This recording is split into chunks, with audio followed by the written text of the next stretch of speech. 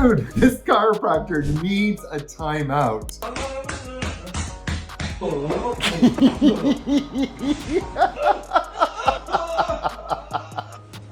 Oh my God.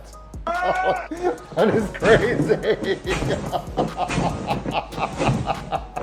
I don't even know if they're adjusting spines or auditioning for a wrestling league. Look, friends, proper adjustments that are gentle, controlled, and safe are probably good, but this is way too much. Your spine is precious. It's not a punching bag. Have you guys ever seen something this wild? Drop your thoughts below because I'm curious to hear about your experiences.